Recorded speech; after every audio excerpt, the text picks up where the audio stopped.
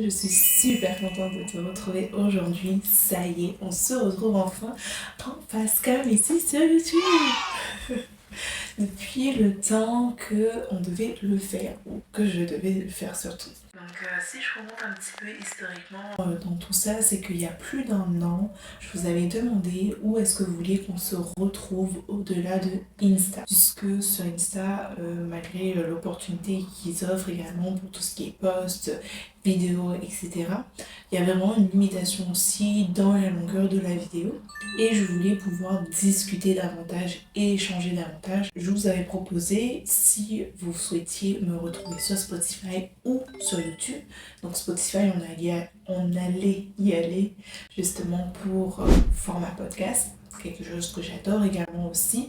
Et sur YouTube, ce qui allait être un petit peu plus challengeant pour moi, c'est-à-dire la facecam, style podcast aussi au besoin, mais pouvoir échanger également. Puis on avait dit que vous consommiez davantage les vidéos sur YouTube que les podcasts sur Spotify. Donc nous voilà sur YouTube. C'est quoi Estelle Mode? Alors le but premier, c'était vraiment avec Estelle Mode de créer un espace, un cocon où on s'y sent bien, où on s'y sent soi.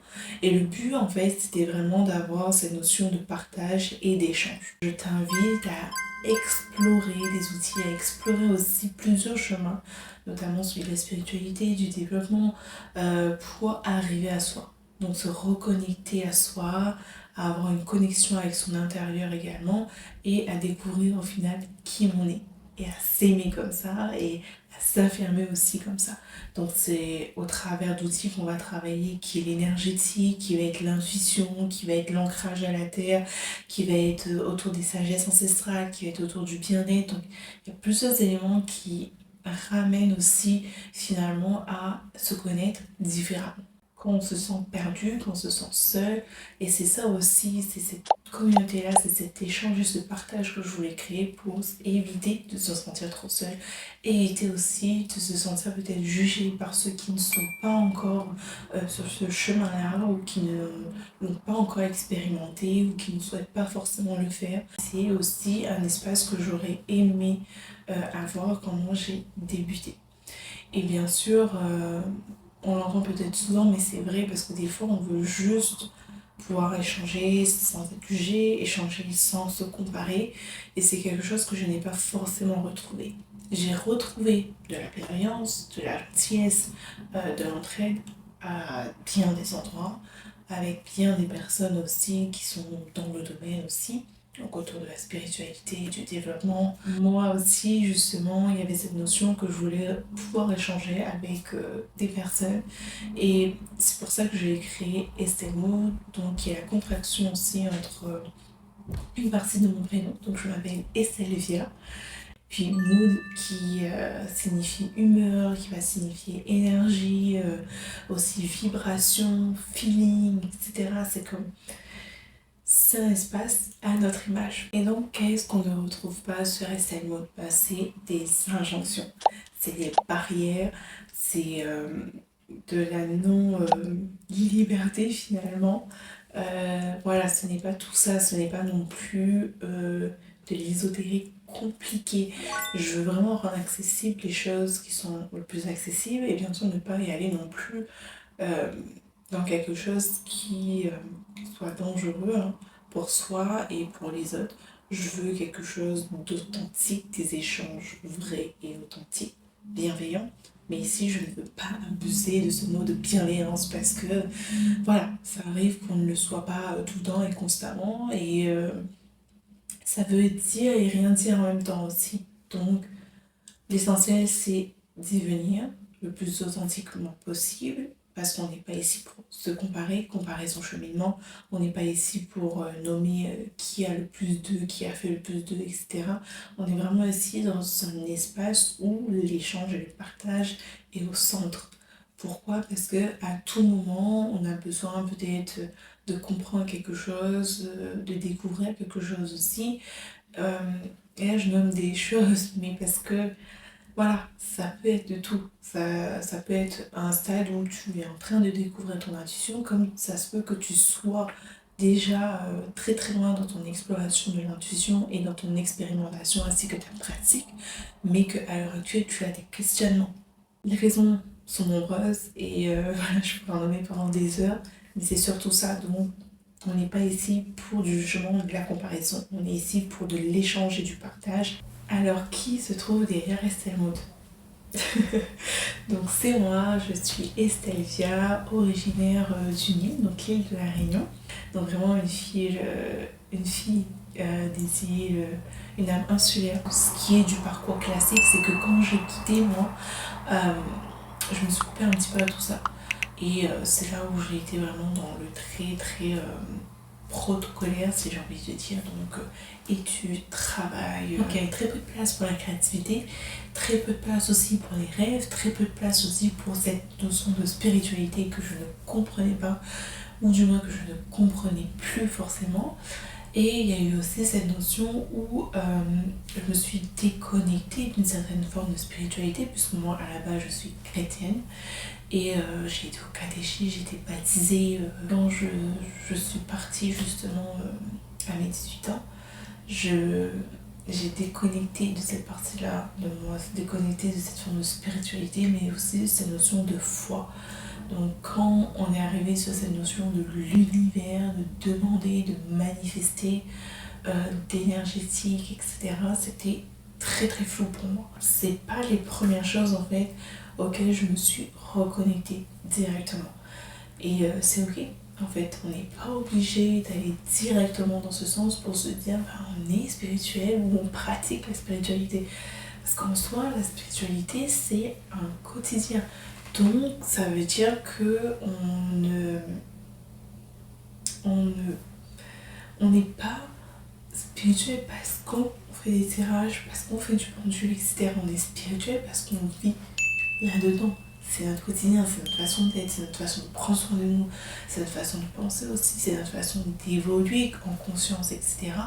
Et c'est ça aussi où il faut faire sa différence. Enfin, en tout cas, j'espère que je ne me suis pas trop éloignée du sujet. Je continue. Donc j'ai été très protocolaire là-dessus. Puis ce qui s'est passé aussi, c'est que je suis arrivée vraiment à ce point de, on va dire, un petit peu de non-retour, où ça a été beaucoup de pression, de stress, d'anxiété. J'ai fait ma première crise d'anxiété de toute ma vie. Je me suis déconnectée complètement de moi, de mon environnement, de mon entourage, etc. Et ça n'allait pas, quoi. Ça n'allait pas. Et c'est peut-être un peu bateau, c'est peut-être un peu typique, mais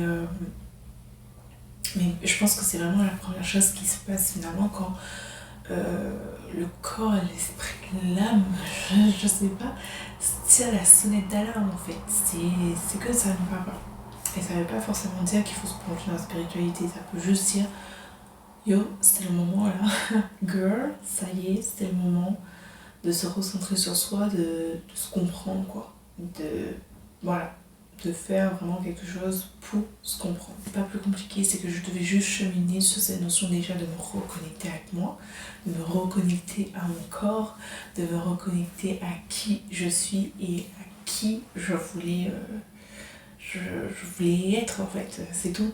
Et je pense que ça a pris un petit moment avant que ce soit compris. Et au moment où il y a eu le déclic, je me suis dit ça y est, en fait je suis tellement dans cette notion où je ne suis pas connectée à moi, pas que genre mentalement, énergétiquement, mais aussi physiquement, qu'il va falloir commencer quelque part. Donc ce que j'ai fait, c'est que j'ai commencé à me reconnecter à moi et à me reconnecter à mon corps. Et c'est là où j'ai découvert le yoga. Donc c'est vraiment arrivé comme ça. Et là je me suis dit, ça y est, il n'y a pas autre chose, c'est ça. Et je sens que c'est ça et ça me dit que c'est ça. Enfin, ça me souffle, ça me crie que c'est ça. Parce que j'avais tellement voulu en fait me reconnecter à moi, mais par le biais du sport et en essayant en fait de maigrir, de ressembler à un standard, d'être encore protocolaire, etc. et tout. Au final, je me suis dit non, j'ai le droit de prendre soin de moi et j'ai le droit d'y aller en douceur. Je ne me suis pas mis de pression, je ne me suis pas comparée, j'y suis allée vraiment au fur et à mesure et petit à petit. Et c'est au fil du temps comme ça que j'ai vraiment apprécié faire cette pratique, qui m'a reconnecté à moi, qui m'a permis de m'écouter, m'a permis aussi de calmer mon stress, mon anxiété, de retrouver un peu d'énergie quand j'étais un peu moins présente et moins là, surtout, moins enracinée. Et ça a vraiment comme régulé et rééquilibré plusieurs en fait, points, sphères chez moi, quoi. Donc comme j'ai dit, l'ancrage, la connexion au corps, l'estime de soi, la confiance en soi, l'amour pour soi, etc. Premier pas aussi de mon cheminement de développement personnel, parce que je ne pouvais pas être bien dans un développement mental si en fait j'étais pas bien ancrée dans mon corps. En tout cas pour moi, et c'est mon expérience bien sûr. Et c'est de là après que a découlé les autres étapes. Donc je me suis dit pourquoi pas me former au yoga pour devenir prof. Mais pas parce que j'avais envie d'être prof et d'enseigner forcément. J'avais envie de me reconnecter à moi-même et d'aller plus loin dans la pratique. Puis de fil en aiguille, j'ai aussi fait du Reiki que j'ai beaucoup aimé, en tout cas en soins. Ce qui m'a amené à aller vers le Laoshi, ou en tout cas pour ma part, et à me former. Donc voilà, les valeurs pour Estelle Maud. Alors je dirais l'authenticité, on ne peut pas passer à côté.